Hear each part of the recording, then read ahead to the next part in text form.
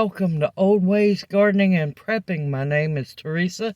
I'd like to welcome you on another adventure along with me. We're once again at the Botanic Garden, and today we're celebrating Arbor Day. There's going to be a tree giveaway and a tree talk, and I figured I'd bring y'all along because someone might enjoy it. I'll see you back here in just a little bit. Good morning, everybody. Good morning. My name is Mike Allen. I'm the executive director here at the Memphis Botanic Garden, and welcome to such a glorious spring morning. What a perfect day to celebrate Arbor Day here in Memphis and at the Botanic Garden.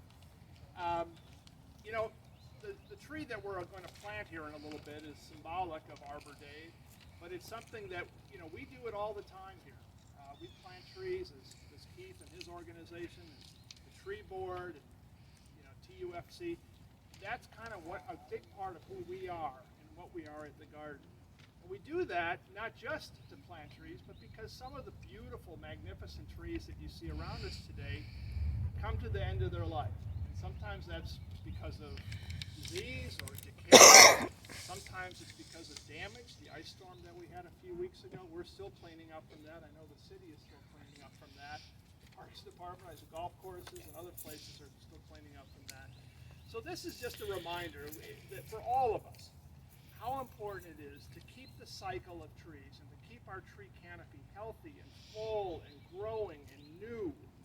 And so we're just delighted to have everyone here today. It's just a little reminder of the importance of all that.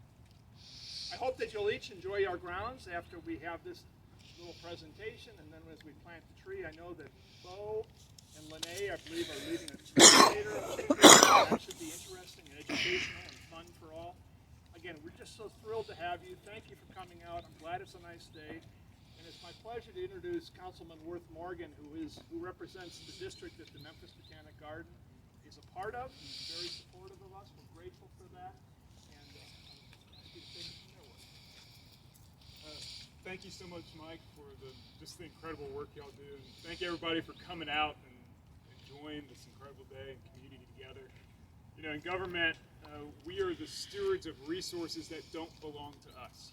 And I think collectively, as a community, as a society, we are the steward of a resource that doesn't belong to us either. And that's this planet. That's the environment.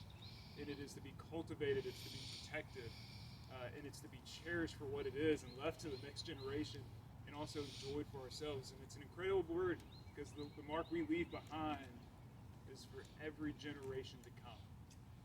And the work that we do in today, like planting trees or Arbor Day celebration, is to be honored and it's to be appreciated. It's good to pause from time to time, and we do that today. So I have a proclamation from the Mayor Jim Strickland I'd like to read on behalf of the City Administration and on behalf of the City Council. Whereas in 1872, J. Sterling Morton proposed that we set aside a day to observe the planting of trees. And whereas this holiday is observed as Arbor Day, and during the first of the celebration, more than 1 million trees were planted. Today, events are held across the country and globe to celebrate trees. And whereas the City of Memphis recognizes that trees are an integral part of our community's landscape, trees are a renewable resource giving us paper, wood for homes, fuel for our fires, and countless other products. And whereas the benefits of trees are many as they purify the air, provide oxygen, reduce heating and cooling costs through temperature moderation, filter pollution, reduce stormwater runoff, reduce erosion of our precious topsoil, shade our parking lots, and add beauty and grace to our great city. And whereas studies have shown that well-maintained trees increase property values, enhance the economic vitality of business areas, and aid in crime reduction. And whereas trees provide the necessary habitat for wildlife and are a source of beauty, joy, and spiritual contentment for humanity. Now therefore be it resolved that I, Jim Strickland, but actually Worth Morgan, Mayor of Memphis, do hereby proclaim March 4th, 2022 as Arbor Day in Memphis, Tennessee, and urge all citizens to celebrate Arbor Day and support efforts to protect our trees and woodlands. Furthermore, I encourage all citizens to plant trees to gladden the heart, brighten the community, and promote well-being of this and future generations. Again, thank you all so much for having me. There's the ancient Greek quote that a society grows great when old men plant trees in whose shade they will never know. I'm not calling any of us old, but we are planting trees today, and it should be celebrated. So thank you again.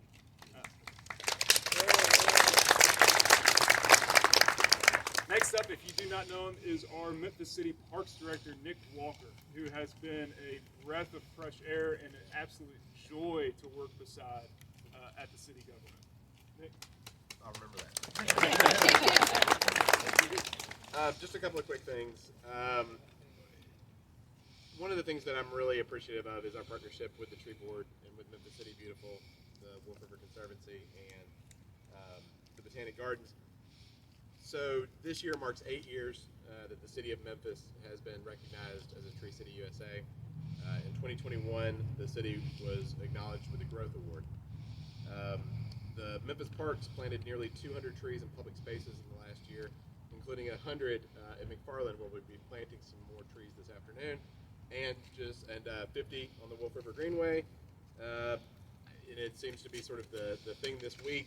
We were at Windridge Park earlier this week with Memphis City Beautiful planting trees as well. We recognize the value of trees in parks.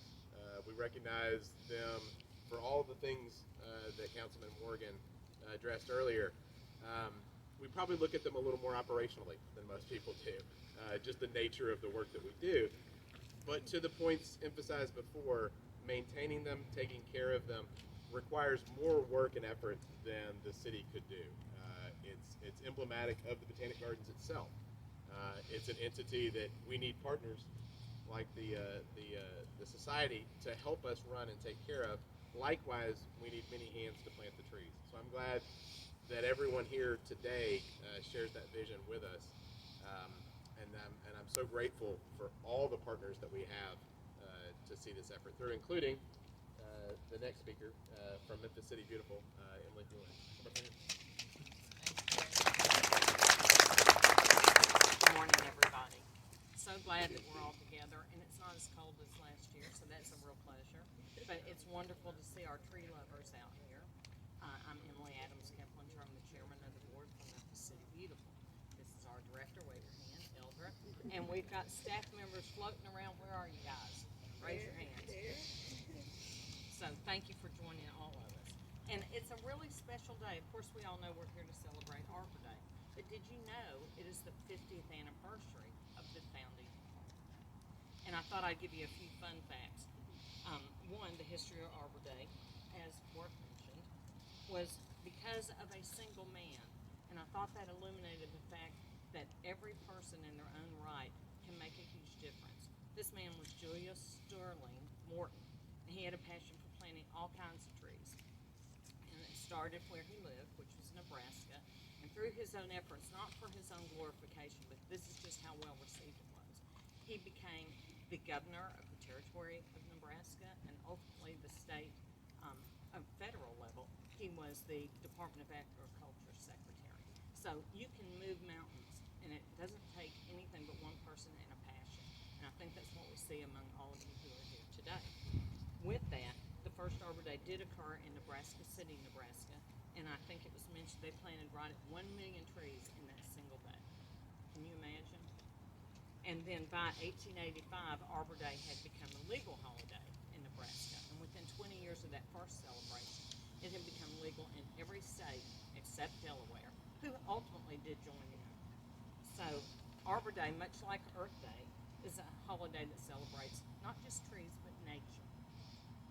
Its purpose is to encourage people to plant trees, and in many communities traditionally take the opportunity to organize, like we're doing today, a tree planting, but also in line with what we do at City Beautiful, litter collecting events all around the holiday. So that's another part of our beautification mission. Today, many countries observe this holiday. They usually observe in the spring. The date does vary. So like I think it's April 29th is the formal one for Memphis, but we are here in our choice today. Arbor Day is now celebrated by people all over the world, and those celebrations include planting, caring for, and climbing trees, and educating people about the importance of trees. And we hope that after our formal ceremony here, you will join us for our planting of a Chincopen Oak. So thank you, everybody, for coming out. It's a pleasure being here.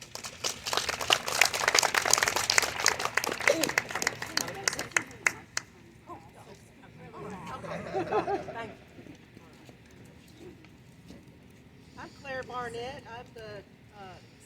president of the West Tennessee chapter of the Tennessee Urban Forestry Council, and I am going to read a poem that was written by Bo Kelly, who is an arborist here at the Botanic Garden. He wrote it in honor of Jim Volkus, who was very instrumental in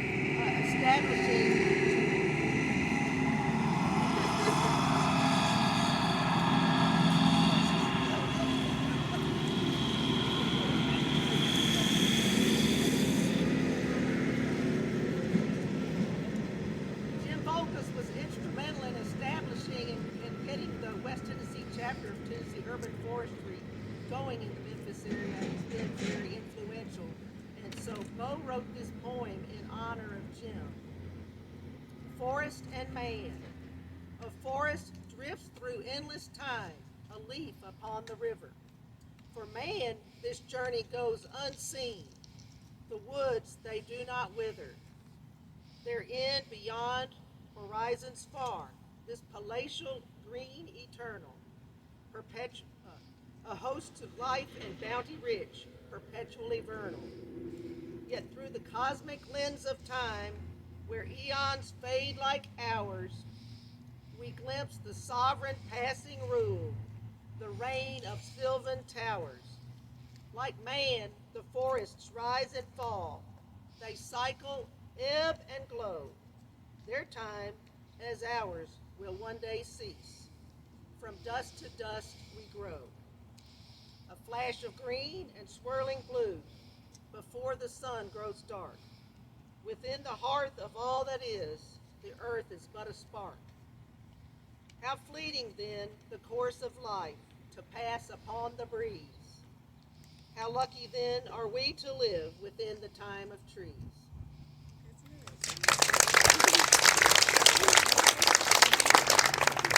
Good morning. My name is Keith Cole, and I have the privilege and pleasure to serve as the Executive Director for the Wolf River Conservancy. Welcome here today for Tennessee's Arbor Day. First, I want to say thank you to Mike for allowing us to be here, your team. What a beautiful place this is, Memphis Botanic Gardens. I think it really represents what's all good about our community and our city. Thank you for that. Councilman Morgan, I know that you support conservation at all types and levels, and we appreciate your leadership in the city in that regard. Nick Walker, Director of Parks and Neighborhoods Division, pleased that, in case you don't know, the Wolf River Conservancy and the City Parks and Neighborhoods Division, we have a partnership. We're building out the Wolf River Greenway Trail through the city of Memphis. Nick, thank you for all your support and leadership with regards to that. Emily Keplinger, I happen to have known Emily for too long, but I know she's very genuine in her passion about all this green and clean in our city. So, Emily, thank you for representing the city beautiful this morning. And then Claire, as the son of an English teacher, I certainly appreciate poetry, so thank you for sharing that with us today. As you've heard, today is Tennessee Arbor Day, celebrated the first Friday of each March. So we're proud and pleased that we live in a state that values conservation. The Wolf River Conservancy, the land conservation we've done over since 1985, many of those projects we do in partnership with the state of Tennessee. So we're pleased to have the state of Tennessee as a partner in the work that we've done. We have protected over 19,000 acres since 1985. Most of those lands are wetlands and floodplains, and I can assure you there's a lot of trees on those wetlands and floodplains that we've protected since 1985. Why that's important, those wetlands and floodplains, as we know, there's a lot of benefits from trees, but helping to filter and clean our clean drinking water is one of the ways that those wetlands and floodplains do that to protect the Memphis sand aquifer. Along with our conservation work, we've estimated over the last 10 years, we've planted about 50,000 trees ourselves. I'm sure many of you here, I know Bill Bullock has helped, but many others have helped. Richard Beckwith over there certainly has helped. So thank you for your help and all that we do as a community to make our community greener and cleaner. So with that, I think I'm going to introduce Mark Wallace.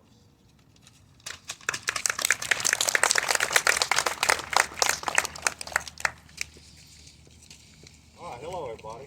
I'm the current chairman of the City Tree Board, along with Elder White, who's the co-chairman, and several of the members here are also members. I want to, it's very interesting how we've seen the last 3 Arbor Days, because we had 2 years ago, we had it in Oakland Park, and we really had a nice turnout, and we were really surprised. That was the biggest turnout we'd ever had. Then last year, as a previous speaker mentioned, the weather wasn't so good, so we were quite worried if we could follow it up. We had a bigger crowd. So now today it's just gorgeous, and you can tell, speaking of weather, I left Memphis Saturday when it was 29 degrees and came back last night, so I wasn't quite ready for the change that's occurred so far. But anyway, I'm always very reluctant to mention names because I'm always concerned that I'm going to leave somebody out. But I do want to mention two people. I want to mention Mike Allen because of, and his staff here at the Botanic Gardens, how they backed everything we've done, both the tree board and also the Urban Forestry Council, which, by the way, this chapter is far and away the strongest one in the state, as far as the Tennessee chapter. And also, I want to thank Nick Walker. They've always, our tree board meetings and so forth, has always, since we got the tree board designation 8 years ago, they've been very, very supportive. All right, let's see. Okay, this is kind of an unusual Arbor Day because we've had 3 experiences that I'm associated with. One was 1994, the big ice storm. One was 2003 Hurricane Elvis. And now we just had a very, very close to major ice storm. If we'd have gone another hour, we'd have been in serious trouble as fast as the ice. But everybody here, the speakers have already spoken. Most of the people here know the value of trees. Our job now is to tell people, don't cut them down. I mean, to listen with compassion. A lot of people have gone through bad experiences. But I spend half my time as a commercial arborist telling people why it might not be a good idea to cut the tree down. Sometimes it is, but, and two, what this always happens, and as we see on days like this, as the trees begin to come out, we will, this will begin to fade into the past again, and people will once again, as a group, recognize the value these trees do give our city. And this group here can play a huge role in calming nerves and so forth. I don't know if Judith Rushman's here. I thought about her immediately because she's been very active in the Avon neighborhood. January 1st, they got a big storm right there, and then they had the ice storm. So I know she's walking very carefully in her neighborhood these days as far as pushing trees. But it'll come back, and we'll play a role in bringing all the trees back. And say in 2 years, we won't be able to tell that anything happened at all. So with that, I wanted to mention that, let's see, we have 3 different trees we're giving out today. They're red buds, they're flowering dogwoods, and also red mulberries. And I believe, let's see, Laura, you said they're right over there in the shade. They're over there in the On a shade. table. And then after that, certified arborist and poet laureate, Bo is going to lead, along with Linnea West, is going to lead everybody on a tour of the trees. So with that, again, thank you for all y'all coming out and for the people that have supported both the tree board, the Tennessee Urban Forestry, and everything else we're doing to make Memphis as a top tree city in the eastern United States. There's no doubt about it. Thank you. So we're going to just all gather and walk back into our arboretum, which is there, where we'll plant the new tree. And donated by Dabney Nursery. Donated by Dabney Nursery, right? So thank you to them. They're always really good to us. But we'll see you back there, and then we'll take it from there. I ain't gonna walk back here. I'll see you back here in a bit. Okay, sorry about the loud mouths behind me. But I figure you might want to see some of the beauty of the Botanic Garden. We actually saw it here.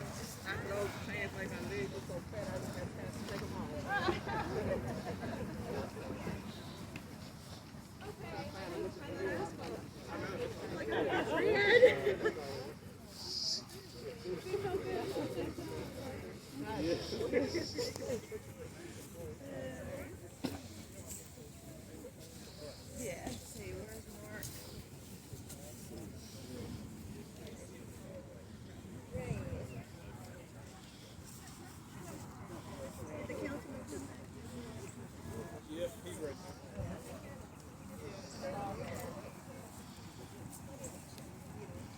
I'm gonna pause it because they're taking their time getting here. Apparently the politician has disappeared. Laurie?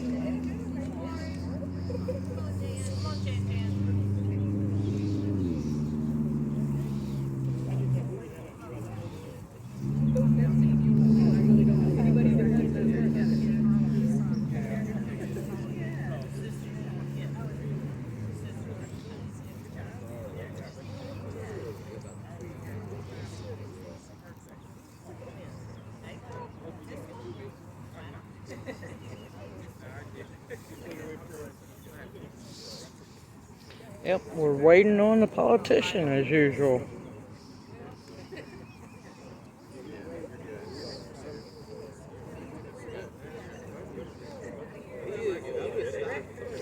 I'm going to pause it again while we wait for the politician to appear.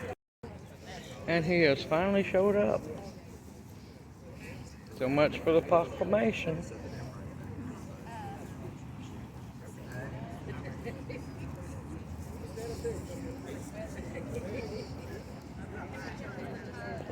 Proclamation laid on the ground.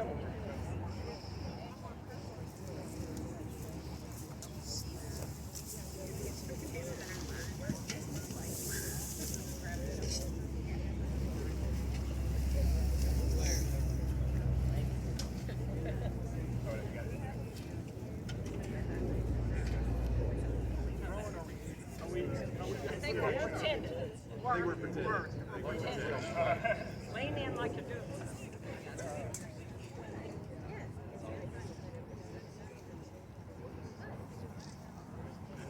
Count it off. One. The best is One, everybody do this in parts. They have no clue what they're doing. You guys come on in, do your thing. Yeah. Owen, are you going to say a word? I know you like today for recycled Java blabbers made by city. I'd like to introduce our arborist, Bo Kelly, and one of our horticulturalists who has responsibility for the arboretum, Owen Smith, who will talk to you about our tree. All right, thank you guys for coming out this morning. It's quite a beautiful day for all this. What we're planting is a Chincopen Oak. The Latin name or scientific name is Quercus Muellenbergie. Now as you go around different arboretums, you're going to see Latin names on things. If you're unfamiliar with how things are named botanically, it might look like a bunch of gibberish to you, but everything has two Latin names. So if you see all these signs that say a bunch of weird stuff, now hopefully you know a little bit about what that means. So this name is Quercus Muellenbergie. Ultimately, this tree is going to reach about 60 to 70 feet tall. So with the location here, it's got plenty of room to grow. It's going to spread out nice and wide. It'll get just as wide as it is tall, so it's going to be a nice globose form eventually. Not super long-lived for oaks, maybe about 150 to 200 years, but it's a nice sized tree for this space. We don't want anything that's going to be too dominant ultimately. So in about a decade or so, this thing may start bearing acorns, which are really sweet and edible. So yeah, in 10 years' time, come back out here about fall, early winter, and start picking the acorns up, and you can eat them right off the ground. They're pretty sweet. So That's a new one on me. on the planting, Never heard of not having a process. When we're planting this tree, we want to keep the root ball about 2 to 3 inches above the soil level. So we measure the depth of the hole to make sure that the tree's not going to sit down in there and have a lot of water sitting on the roots all the time. We want to have good drainage away from the tree.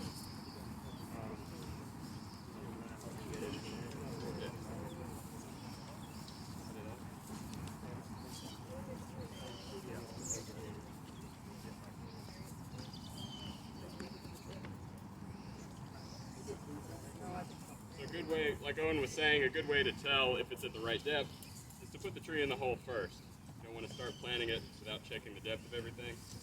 The whole measure twice kind of approach. Now when you get trees that are in containers, if you go home and you do this kind of thing, you want to dig down a little bit just to find the root flare. That's where the trunk starts to taper off into the root system.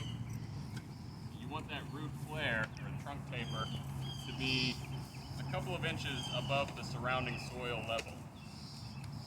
So if you dig a hole and you pile the dirt up, you need to move the soil away to find the original layer. This is ground level. So we can see that the tree and the trunk flare,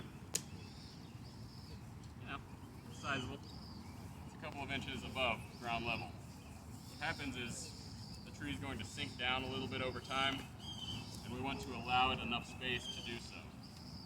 plant it even with the soil and then it sinks down, it's going to start to form a basin, the roots are going to eventually rot and decay, and the tree is not going to survive for very long. On the other hand, if you plant it too high, it's going to start to form a lot of aerial roots, little running roots on the surface that can eventually start to girdle the trunk and essentially squeeze the trunk out, which will also lead to an early death. So your pole width as well as your tree height are going to be two of the most critical factors in tree planting. So there's a little bit more thought and care that needs to be taken instead of just plopping a tree in the ground and covering it back up with dirt. So make sure you're considering those two factors at least. The width of the hole needs to be at least 2 times the size of the root ball, and then the tree height needs to be 2 to 3 inches above the surrounding soil level. So a couple things we're going to put in the hole. We're not just going to fill in this dirt back in there and leave it at that. This is a mix of equal parts compost, pine bark, and coarse sand. So the pine bark will hold moisture, but it will not hold too much moisture so that we don't have wet soil here all the time. The sand is going to allow moisture to drain, excess moisture to drain out, and then the compost is going to break down and provide nutrients that the bacteria that live on the roots of this tree will be able to bring into the tree. Another thing we like to use is biotone. This is an organic fertilizer. It has different types of bacteria and mycorrhizae in it that work with the tree to bring some of those nutrients into the tree. So that's something else we're going to put a little bit of in the hole as well. And then at the end we're going to put a shallow layer of mulch over the top just to hold moisture so it doesn't dry out too fast. We'll show you the proper mulching technique. I know it's kind of become, it's all over the place. Volcano mulching, really prominent in landscaping companies. You see it in commercial parking lots and residential neighborhoods. We'll tell you the benefits of mulching and then the negatives that are associated with mulching it a little bit too high once we get to that point.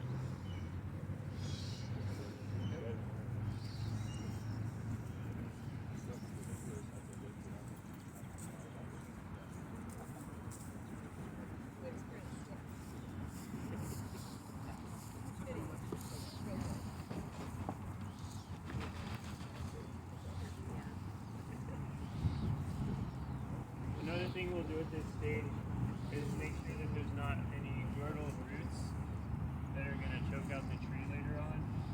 So it's always good to prune some of these roots. So we'll take a soil knife and just sort of score the root ball a little bit to break up some of those roots. And the pruning will stimulate a little bit of faster growth because we want this tree to get established really quickly so that the next time we have a storm coming along, the roots have a good grip in the soil and it's not going to tip over easily. Yeah, what you can do with that is a lot like petting a dog. You know, just kind of rub your hand along the root ball, kind of break them up a little bit. You don't want to really damage them too much. You don't want to cut everything with a knife down the side all the way around. But just get them loose a little bit. They've been bound in a container for quite a long time, so we want to get them stimulated again. Like Owen was saying, if they're a little bit too tight, you can take a soil knife or a shovel or something and just kind of loosen them up a little bit.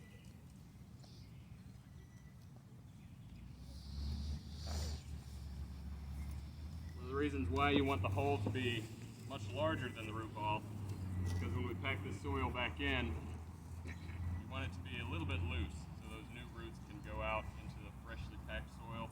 We're not having to fight through this really hard pan soil. It just makes it a little bit easier for the tree to survive.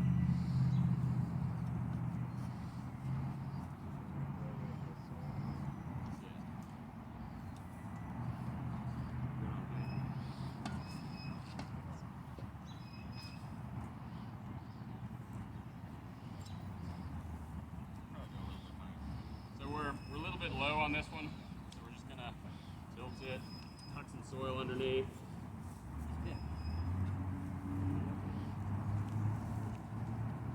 Tilt it back the other way.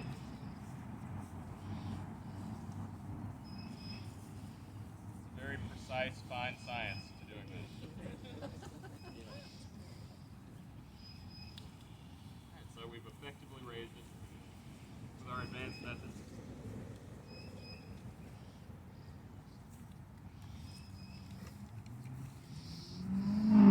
Obviously, you want to make sure the tree's straight here. Yeah, it's good to have someone off. Maybe, yeah. Tell You me always which want way to I step need to back go. from it and look at it from a couple different angles. So I've had times when I step back and look at a tree, it looks straight from here, but then if I walk over here, It's not straight. It's not straight. It's leaning this way, right? Yes. Lean.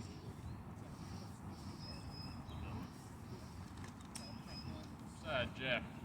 Jeff is our expert tree leveler. Good? Alright. Got the thumbs up. Yep. No.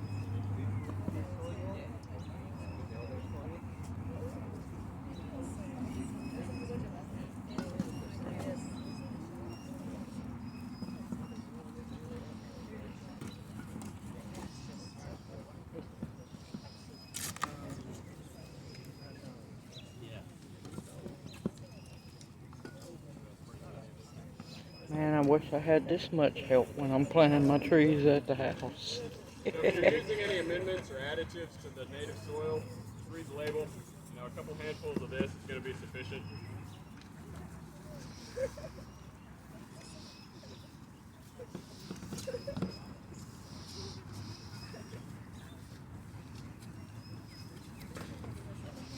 Couple handfuls.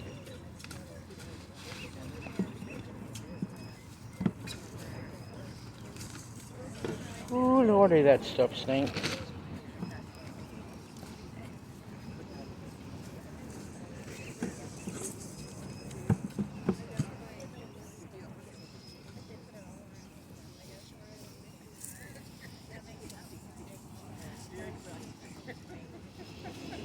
Every so often, just kind of pack the soil down a little bit.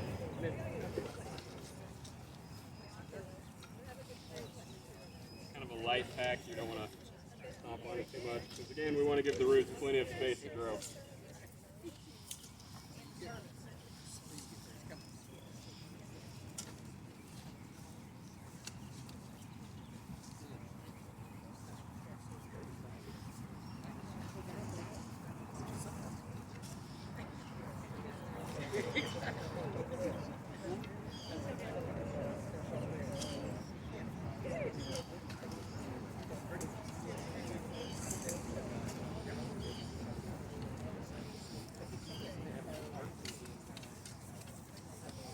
Hey, Bo, you keep the grass later on.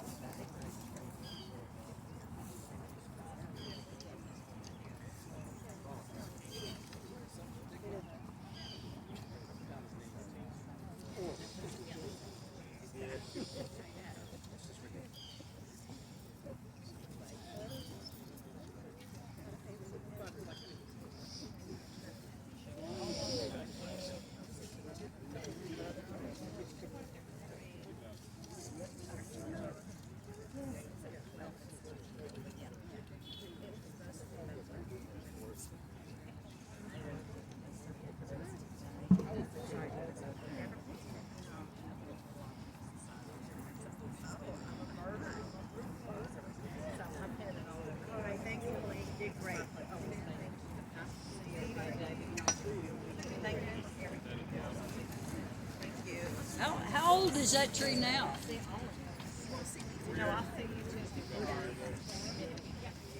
About 4 years old. Three.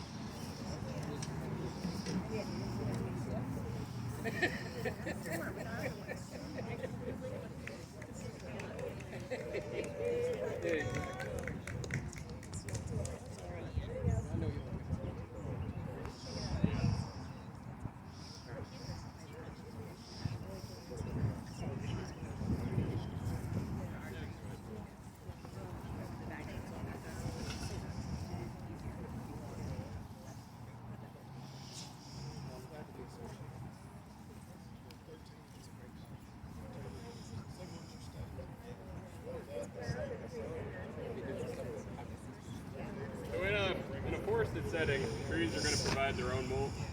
The leaves that fall the previous year are going to start to decay and break down. They're going to close that nutrient cycle so that the nutrients are getting back into the root system. Out in parks and in landscaping, a lot of the times we rake the leaves. Our trees aren't left to do their thing naturally, so we have to amend them as we go.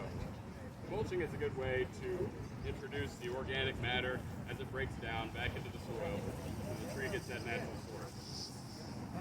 Mulching is also good for water retention, especially for young trees. After you plant a tree, you want to water it in. You want to give it enough to get off to a good start. The mulch is also going to help that water from staying near the root base. It's not going to flood away on the surface.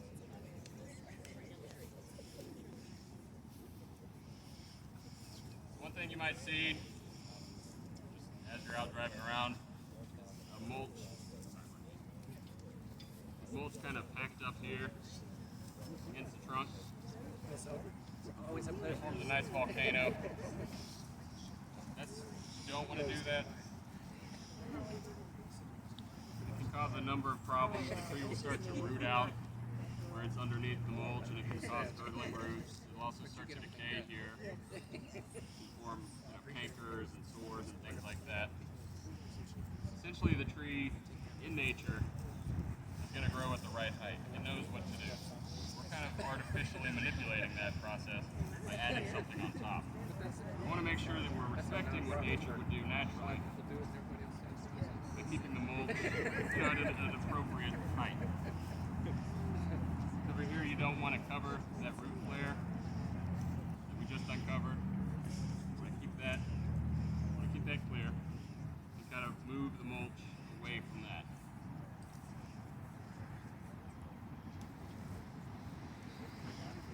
The absorbing roots of the tree are going to spread outwards. So we want the water to be retained out away from the trunk. We don't want everything to kind of basin in with the trunk itself. Sorry about the noise in the background. In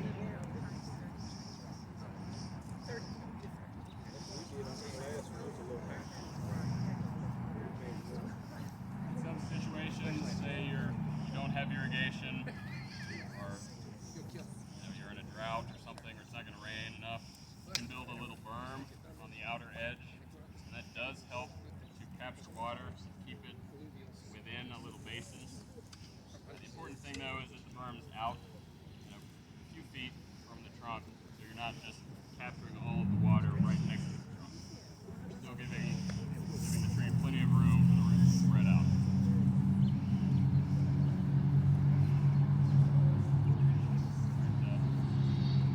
With any luck, this will last for 50 or 60 years, maybe more.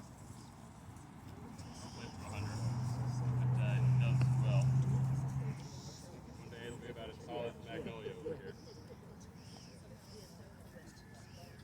So any questions on any of that? Hey, Bo, when you dug the hole, is there any scoring on the outside of the hole to maybe allow the roots to kind of penetrate the part that wasn't dug? Yeah. So we dug the hole straight down. We used a big auger, which the homeowner isn't going to have. We dig a straight walled hole. And then before the tree goes in, you kind of break up the surrounding soil. For the homeowner, it's good to kind of cave in or kind of put an angle onto the root, onto the hole. I'm in Martin's way. So you dig the hole and then you kind of take the edges off. When you fill that back in, there's going to be plenty of loose soil around there for the roots to go into. But out here we use heavy machinery and we're digging these holes in like 5 seconds. Pretty incredible. Yeah, we want to kind of score the edges so the roots have plenty of room. With the samples that they are giving out today, since you don't have all that root ball on them, how do you know how deep to plant those? What are they giving out today? Are they How do they look small? Bare roots, red buds, dogwoods, and red mulberries. Those are a little bit of a special case. You don't dig much of a hole with those. You want to move the soil around a little bit, get it kind of loose, and then pack them in there. And with bare root trees, you're probably going to want to put a stake near it. Okay. Kind of like what the bamboo is doing here. If it's bare root, it doesn't have a big mass at the bottom to weight it down, so it can topple over really easily. So put a stake. It could be anything that's rigid and upright. You can tie it next to the tree. Okay. But you're not really digging a hole. You just kind of move the dirt around. Yeah. Okay. Just getting all the roots buried. Okay. It depends on how long the root. Right. Yeah. Yeah. See, I'm gonna be planting mine in pots. I'm gonna let them grow in pots because they're Well, gonna thank be. you guys again for coming out. They're gonna We're be gonna have a tree tour starting slightly right now. in Myself shock. and Linnea. So I'm gonna let them grow in pots, and this fall I'm going to plant them. Okay. And then when you put them in the pot, how deep do you send them?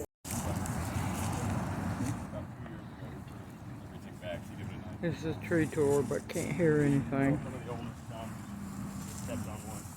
Yeah, they're all over the place. So it really does form a thicket. Now this was another kind of tree. This was a locust. It's also Cypress. So this one and the holly just formed dozens of little sprouts. The male looks like it's right angle. Comes through with the yellow stamen. And here is the female flower with the, this is much enlarged, they're tiny flowers. The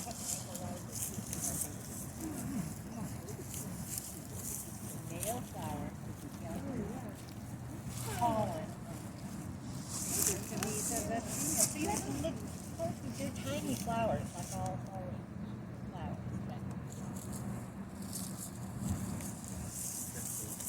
The next one we're going to move to is the Catalpa, right over here. Okay, we're on the move, folks.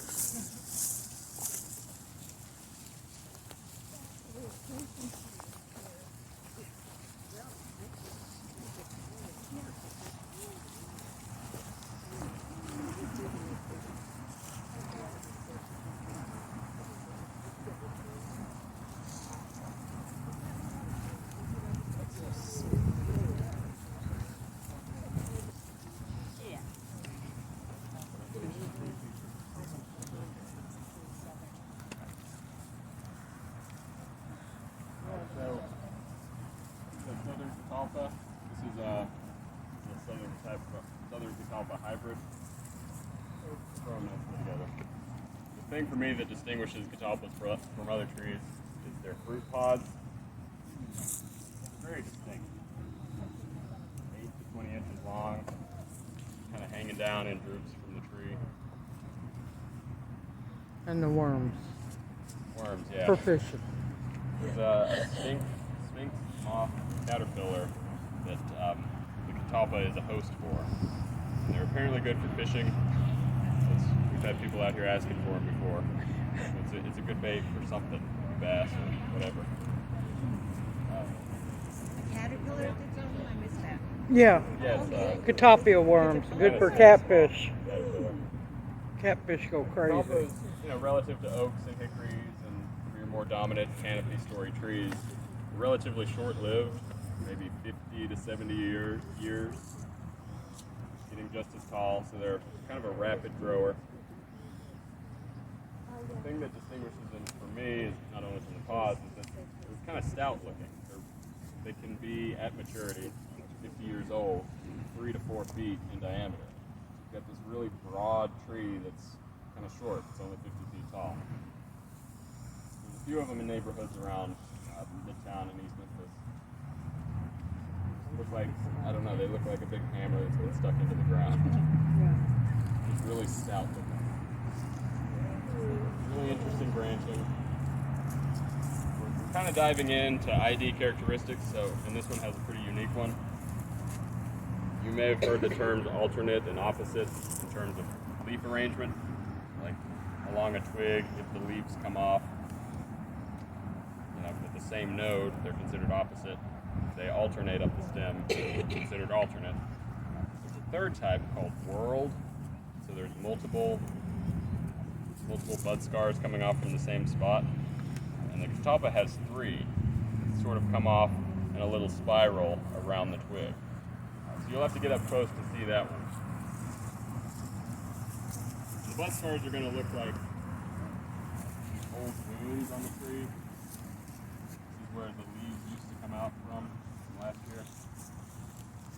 So there's 3 of them kind of all clustered together, which is kind of a unique trait. Not many trees do that kind of thing.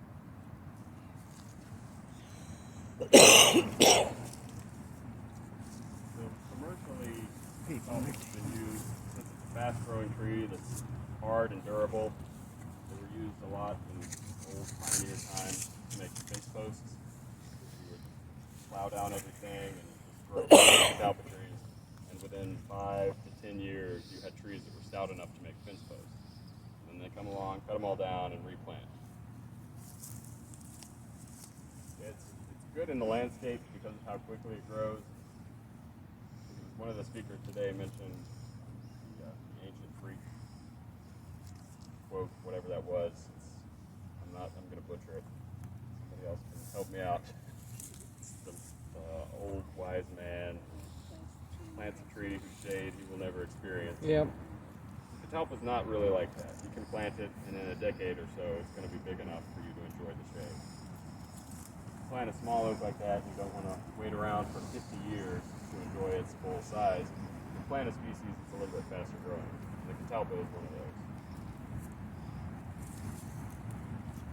It grows best probably in an open habitat, so this is really ideal for it. You get up to it, you walk around it, you see the canopy is really spreading out, doing what it should be doing. The woodland edge, it's going to have a little bit of a lean to it because it's not really shade tolerant. Those other taller trees like oaks and hickories are going to start to dominate it and essentially just kill it out because it's not tall enough to reach the sunlight. So really in an open setting in a park, right in your front yard, if you've got enough space, the top is a pretty good choice.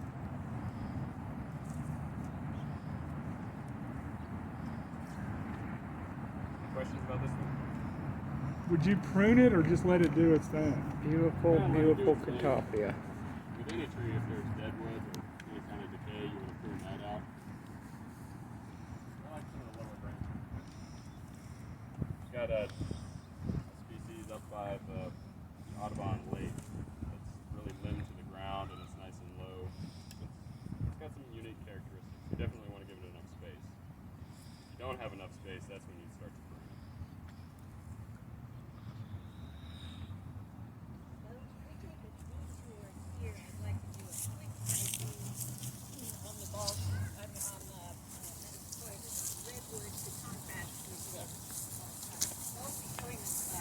Native bald cypress in a minute down there. And this is a tree that's not native here, but they're an arboretum, so it's all trees from all over. But this can be confusing. This is a dawn redwood, but there are some key sources of brilliance, even if it doesn't have the leaves. This is a dawn redwood. Now they both have a straight trunk. That's the tall one with all the flowers. In fact, that's the bald cypress. This doesn't have flowers, but it could. But this is opposite. For those of you who know that mnemonic, mad bucking horse in a box of dawn, this is the dawn redwood, metasequoia strawberries. And so its leaves, its buds, its leaves, its branches grow opposite each other. If you come up close, you can see how on the little twigs, these buds that will be growing into twigs or leaves. They're narrow needle-looking leaves, just narrow green. They're a little bit longer than bald cypress, but still, that's something. You see that it's like a little ladder you can climb up. So they're opposite, and that's a key item. You can see it on the branches too. It's also on the dawn redwood. As they get older, you can see that they have a scoop under the branch, whereas the bald cypress will have a collar around it. So they both have reddy bark. That opposite is just the mad bucking horse, box, and dawn. That's your dawn. Let's go see the native Taxodium. This is a bald cypress. Native bald cypress next.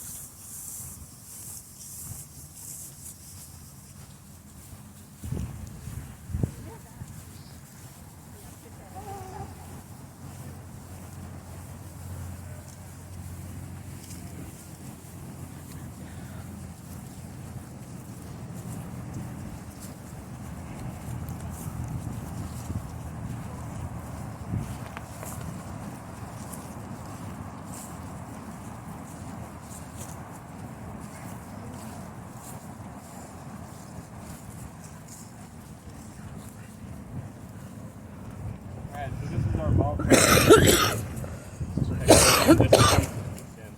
Everything's got a scientific name.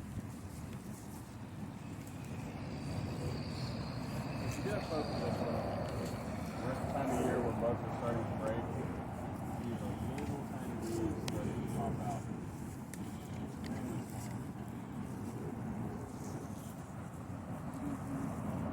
Bald cypress is what's called a conifer. Now, when you think of conifers, you might think of Christmas trees and things that are evergreen. But the bald cypress, given its name bald cypress, loses its leaves in the wintertime. It's one of very few number of conifers that are deciduous. So deciduous means that it loses its leaves in the fall and winter.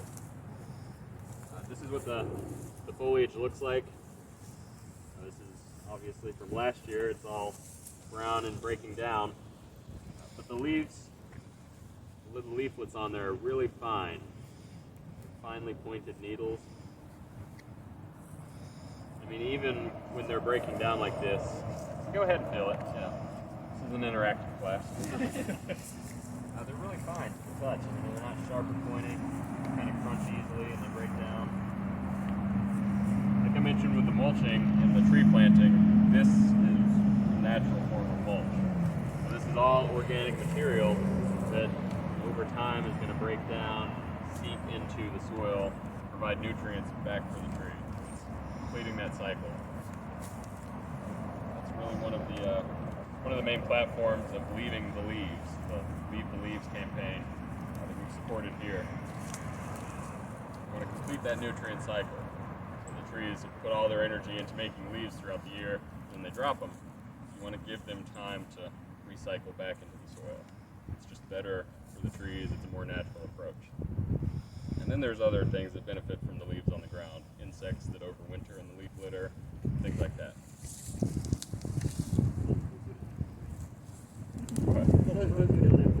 Yeah, there you go. It's for the good of the environment. So yeah, with what Linnea mentioned, just for comparing the two, kind of hard to tell now, but with the bald cypress, the leaves come off in an alternate arrangement. So along the twig, they're not going to be right next to each other. They're going to alternate up the twig. There's no pitting underneath the branches here.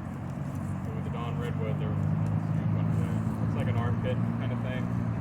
That's absent on the bald cypress.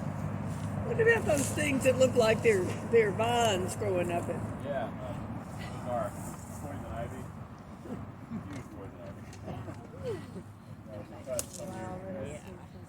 Nobody wants to be Just gonna let it naturally fly. Oh, it don't bother me. I'm not allergic to it. I've got some now, but Oh. run into it all over the place over here. And plus, I know the cure if anybody gets sick. Bald cypress is one of my favorite species because it's incredibly long-lived. It can be. It can live up to reports of trees that are over 3,000 years old. How accurate that is, I don't know. But definitely up to 12 to 1,500 years, which is incredible. Comparing that to 50 years for the Catalpa. So this is really the stately kind of species that once it enters into a habitat, things are undisturbed, the conditions are all right, you can be there for over 1,000 years. Incredible time. It can also get quite big. It's not too big. Maybe 3 feet across, maybe 2.5.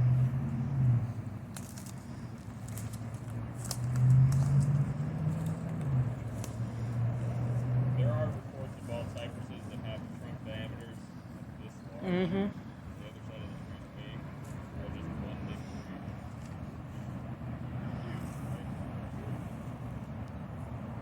Relative to the bald cypress, the Mexican cypress, there's one particular tree that's the largest in diameter in the world, largest single tree. I'll face it off. Needs to talk louder.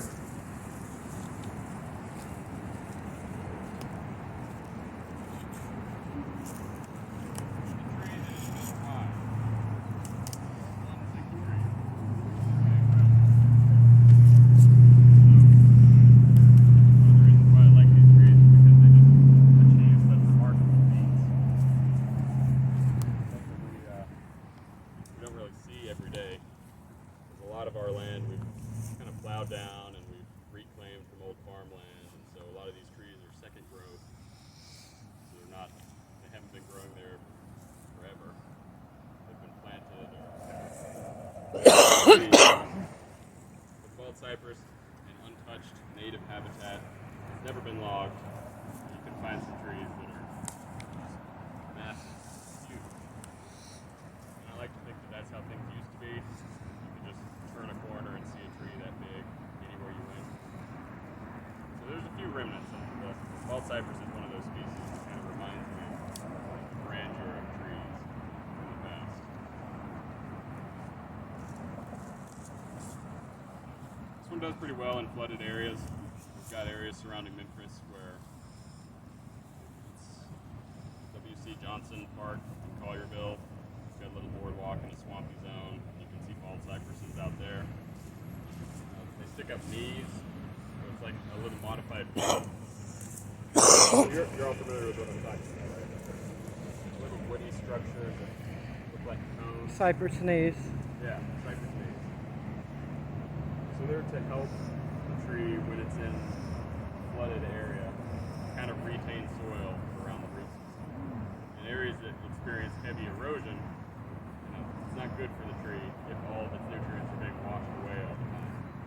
So it's believed that those knees help to hold soil in place. Kind of creates a physical network where the soil is maintained. The species retains that ability to make those knees, but if it doesn't need to, it won't. So on this one, it's not really in a lowland floodplain area, so it doesn't have to form those knees. If you put the same tree in a swamp, it would form that. So it's really dependent upon location. Trees are really adaptive. Alright, any questions on this one? How old is that specimen? I get asked that all the time, and then go and put my hand up to it, and I'll give you a full photo.